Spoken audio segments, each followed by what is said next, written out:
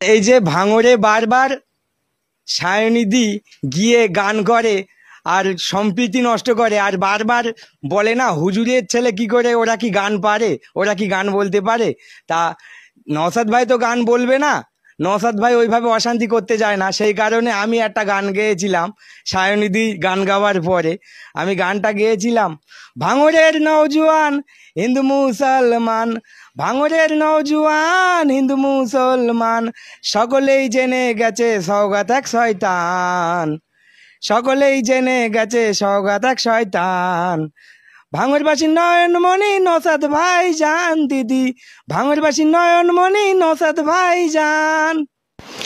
ভাঙড়ের নওজোয়ান হিন্দু মুসলমান, ক্যানিংয়ের নওজোয়ান হিন্দু মুসলমান, সকলেই জেনে গেছে সওগাত এক শয়তান।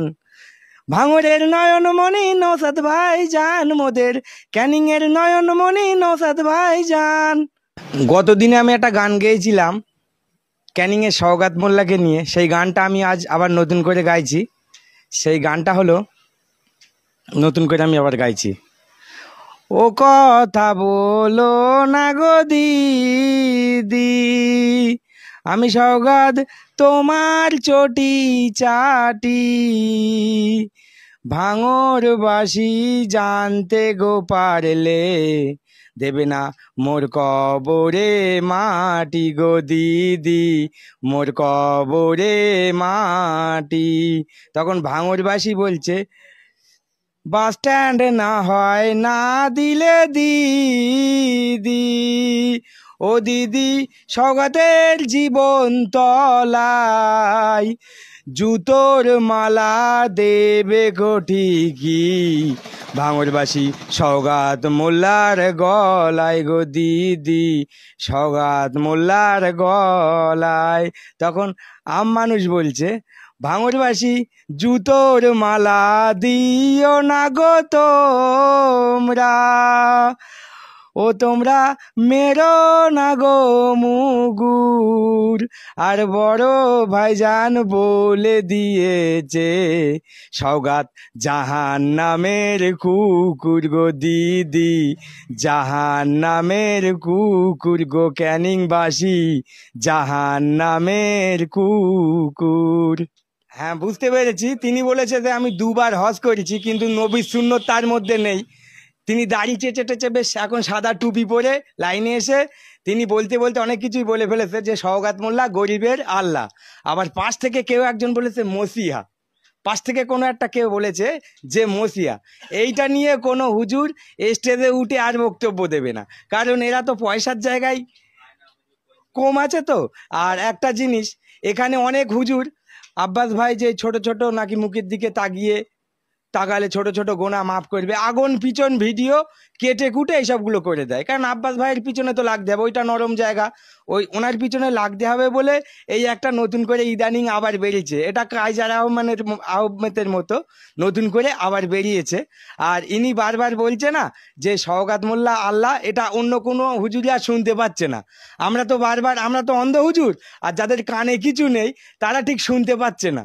শুনতে পেলে এতদিন ভিডিওটা কিন্তু আবার করা হয়ে যেত এইসব হুজুরদের। তোয়া চাষা তো খাতা খোলার কথা বলেছে, তোয়া চাষা জানি খাতা খুলবে, কারণ ঘরের ছেলে ঘরে ফিরে আসবে, এটাই স্বাভাবিক। আর অনেকে প্রশ্ন করছে কাশেম ভাইকে নিয়ে কিছু বলো। কাশেম ভাইও ঘরের ছেলে, তোমরা হয়তো এটা দেখাবে কি না জানি না, কাশেম ভাইও ঠিক টাইম মতো ফিরে আসবে, ঘরের ছেলে ঘরে ফিরবে, সওগাত মোল্লা ফুটবল হয়ে যাবে, এটা আমরা শিওর। ক্যানিংয়ের মানুষ ওকে চাইছে না, ও পানিতে ভিজতে ভিজতে উল্টো পাল্টা কথা বলছে। আর একটা জিনিস বারবার বলছে, যে যত বড়ই অন্যায় করুক তাকে কাফের বলা যাবে না, জাহান্নামের কুকুর বলা যাবে না। তা এই যে বারবার যে লোক জানা সত্ত্বেও কুফুরি করে, বারবার জানা সত্ত্বেও কুফুরি করে, তাকে জাহান্নামের কুকুর বলা যাবে না, কে বলেছে? কোরআন হাদিস, তাই সেটা কি তারা বাদ দিয়ে বলছে? তাদের মতো করে তারা টাকা খেয়ে কিছু কিছু ইমাম সাহেব এসে তারা বলছে, এটা কি কোরআন হাদিসের বাইরে আছে? জানার পরেও যে কুফুরি করবে তার মাপ হয়? এসব হুজুরদের কাছে যত আয়না বাবা, কঞ্চি বাবা, কলম বাবা, পাঁচন বাবা, চালন বাবা, এই হেয়ারবিন বাবা, এদেরকে আমি বলছি, তা এইসব বাবার যে ভক্তরা আছো তারা তোমরা বলো যে কোরআন হাদিস থেকে বাদ যাবে, যে বারবার জানার পরেও মন্দিরে গিয়ে একজন ইসলাম ধর্মের অনুসারী হয়ে মন্দিরে গিয়ে পুজো করবে, কেন এই পুজোগুলো কেন করব? আর আমি হিন্দু ভাইদেরকে বলছি, পুজো এসবগুলো চলে, আমাদের ঈদে হলে, আমাদের মসজিদ হলে জুতো মারতে মারতে লাভিয়ে দিতাম, কিন্তু আপনারা কি করছেন বারবার এই সওগাত মোল্লা দিয়ে, খালি একটা রাজনৈতিক নেতা তাই দুর্গা মন্দিরটাকে আপনারা অপবিত্র করে ফেলছেন এর মতো একজনকে ঢুকিয়ে। হ্যাঁ, আব্বাস সিদ্দিকী ভোটে দাঁড়াবে না, আমরা চাইছিও না দাঁড়াক, কারণ কাশেম সিদ্দিকী এই লাইনটায় আসার চেষ্টা করেছিল নওশাদ ভাইয়ের কাছে, যে গরম করে নওশাদ ভাইয়ের হয়ে বলে গরম করে উনি যে জায়গাটায় এসছে না, আসার পরে ওনার তো বিরাট একটা দামি কাজ দিল, টুপিটা খুলে পকেটে রাখা, একটা বিরাট দামি কাজ। সিদ্দিকী বংশের ছেলে আব্বাস সিদ্দিকী, নওশাদ সিদ্দিকী, এরা তো বাঁচাত গরম করে, এদের অন্ধভক্ত আমরা, আমাদের খুব উল্টো পাল্টা বলে, ঠিক আছে আমরা অন্ধভক্ত। আর কাশেম সিদ্দিকীর একটা বড় কাজ দিয়েছে, সেটা হচ্ছে ড্রেনগুলো পরিষ্কার করা, খুব ভালো হয়েছে না কাশেম ভাই? খুব ভালো কাজ এগুলো, আপনাকে দিয়ে এইসব কাজগুলোই আগামী দিন করাবে। আর টুপিটা খুলেছে যেরাম, এই যে জুব্বাটাও আমার মনে হয় খোলাবে, আর যদি তার আগে যে আপনি সাবধান হয়ে যান তো খুব ভালো। ছোটোমুখী হয়তো বড় কথা হয়ে যাবে একজন পীরজাদার, আমি বলছি যে কাশেম সিদ্দিকী একদিন তোদের মধ্যে ছিল বলে, আরে না, আমাদের মধ্যে ছিল বলে না, যে ন্যায় কথা বলবে সে কাশেম সিদ্দিকী হোক আর যে হিন্দু লোক হোক, যে ন্যায় কথা বলবে আমরা তাদের সামনে পিছনে সবসময় আছি, আগামী দিনেও থাকবো। এখানে কোনো কোশ্চেন নেই, যদি ওয়াকফ নিয়ে আন্দোলন করতে হয় দিল্লিতে যান, এখানে নয়। এইটা নিয়ে আর গুলোগুলি করবেন না, গুলোগুলি করবেন না, যদি করেন সবচেয়ে বড় শত্রু আমি হব। রাজ্যের পুলিশ মন্ত্রী, রাজ্যের মুখ্যমন্ত্রী শুনে রাখুন, এই বাদুড়িয়ার মানুষ যাদেরকে আপনি দুধেল গাই বলেন, সেই দুধেল গাইরা আজকে জমায়েত হয়েছে এখানে। আর আপনাকে বলে দিতে চাই, দিল্লিতে বিজেপি সরকার যে ওয়াকফ সংশোধনী বিল পাশ করেছে 2025, এই রাজ্যের পাড়ায় পাড়ায় গুলোগুলি হবে, পাড়ায় পাড়ায় জমায়েত হবে, পাড়ায় পাড়ায় প্রতিবাদ হবে এবং শান্তিপূর্ণভাবে সেটা আপনি দেখবেন। তারপরে দিল্লির বুকে যাব আমরা, যেভাবে কৃষি বিল আমরা প্রত্যাহার করতে বাধ্য করিয়েছিলাম বিজেপি সরকারকে। এই কথাটা মাননীয় মুখ্যমন্ত্রী আপনাকে বলতে চাইছি, আপনি মুসলমানদেরকে দুধেল গাই বলেছেন, সেই দুধেল গাইরা পাড়ায় পাড়ায় জোট বাঁধছে। আস্তে আস্তে একটা ফোন এলো, তৃণমূলের গুন্ডা বাহিনী, তারা ডায়মন্ড হারবারের কুলপি, আমাদের পঞ্চায়েতের আইএসএফ এর পঞ্চায়েতের মহিলা মেম্বার, তার একটা কন্যা সন্তান সহ তাকে অপহরণ করে নিয়ে গেছে। এখনো পর্যন্ত আমরা কেউ তার হদিস দিতে পারিনি। আমার কর্মীরা কুলপি থানায় অবস্থানে বসে আছে। আর এই বাদুড়িয়া থেকে মাননীয় মুখ্যমন্ত্রী, আপনি পুলিশ মন্ত্রী, 12 ঘন্টা সময় দিচ্ছি, যদি আমার পঞ্চায়েতের মেম্বার যদি বাড়ি না ফিরে আসে, তাহলে কালকে ডায়মন্ড হারবার কুলপি দেখবে আইএসএফ কাকে বলে আর নওশাদ সিদ্দিকী কাকে বলে। আমরা বলতে চাইছি, এটা কঠিন পরিস্থিতির মধ্য দিয়ে আমরা চলছি, আমাদেরকে প্রমাণ করতে হচ্ছে আবার স্বাধীনতা 1947 সালের পর, সেদিন দেশ ভাগ হয়েছিল দ্বিজাতি তত্ত্বের মধ্য দিয়ে। অনেকে জানেন, অনেকে জানেন না, ভারত স্বাধীনতা হয়েছে সেদিন দ্বিজাতি তত্ত্বের ভিত্তিতে। পাকিস্তান ভাগ হয়ে গেছে, আর ভারতবর্ষ ধর্মনিরপেক্ষ দেশ। এই দেশ হিন্দু মুসলমানের দেশ, এই দেশ খ্রিস্টান, এদেশ জৈন, এদেশ আদিবাসী দলিতদের দেশ। আমার ইন্ডিয়ান সেকুলার ফ্রন্টের পৃষ্ঠপোষক বলছে, নানা ভাষা, নানা মত, নানা পরিধান, বিবিধের মাঝে দেখো মিলন মহান। আমার পৃষ্ঠপোষক আব্বাস সিদ্দিকী বলছে, আমার মুসলমান ভাইরা মাথায় টুপি পরে নিরাপদে মসজিদে নামাজ পড়বে, আর আমার হিন্দু ভাইরা, আমার হিন্দু মায়েরা মন্দিরে ঘন্টা বাজিয়ে পুজো করবে, আর আমার মতুয়া ভাইরা ডঙ্কা বাজিয়ে তারা হরিচাঁদ গুরুচাঁদের পুজো করবে, আর আমার খ্রিস্টান ভাইরা তারা গির্জায় গিয়ে প্রার্থনা করবে। এটাই আমরা ভারতবর্ষ দেখতে চাই। তাই তো আমরা ইন্ডিয়ান সেকুলার ফ্রন্ট বলছি, আমার দলের স্লোগান আমরা বলছি, মোরা এক বৃন্তে দুইটি কুসুম, হিন্দু মুসলমান, মুসলিম তার নয়নমণি, হিন্দু তাহার প্রাণ। এই বাদুড়িয়া সাক্ষী আছে স্বাধীনতা আন্দোলনে, এই বাদুড়িয়া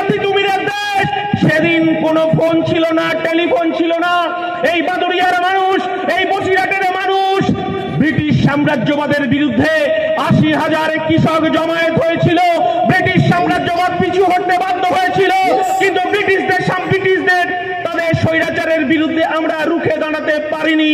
কিন্তু তিতুমিরের বংশধর এখনো এই বাদুড়িয়াতে আছে, তারা মাথা নত করবে না। তাদের বাপ জাগাদের কবরস্থান, বাপ জাগাদের এতিমখানা, বাপ জাগাদের কবরস্থান, বাপ জাগাদের মাদ্রাসা তারা রক্ষা করবে, এক বুক রক্ত দেবে। তবু আমরা এই বিল বিজেপিকে প্রত্যাহার করতে হবে। মমতা বন্দ্যোপাধ্যায়ের বুকে খুব লাগছে, বিলটা আনলো বিজেপি সরকার,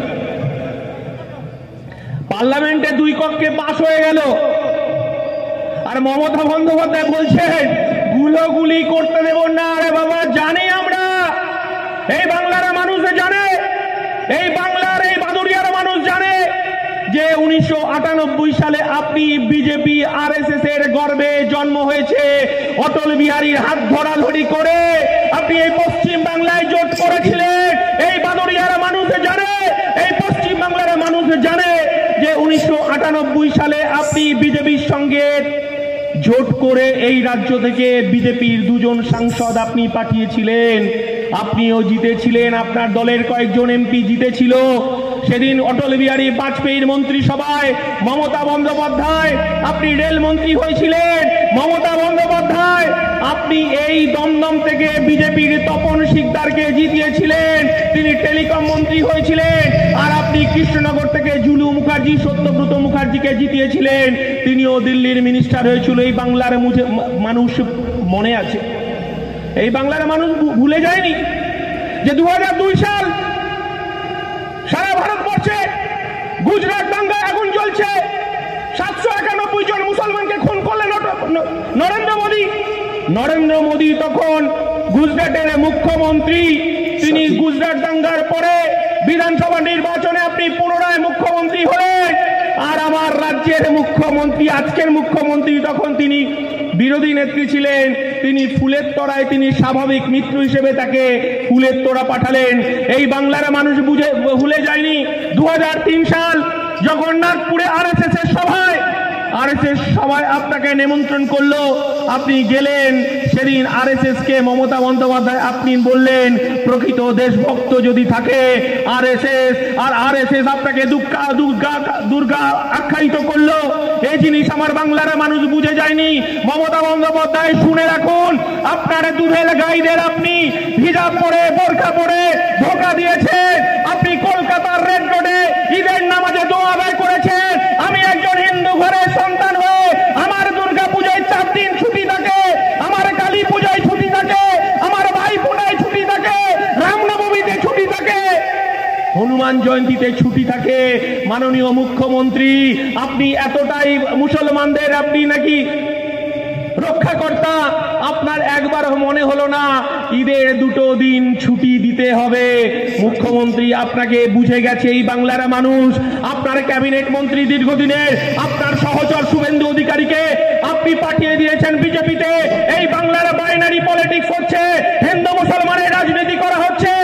আর নোটিশ পাঠানো হচ্ছে নওশাদ সিদ্দিকীকে, যে বলছে এই বাংলাকে আমাদের রক্তের বিনিময়ে রক্ষা করতে হবে, সাম্প্রদায়িক সম্প্রীতিকে রক্ষা করতে হবে।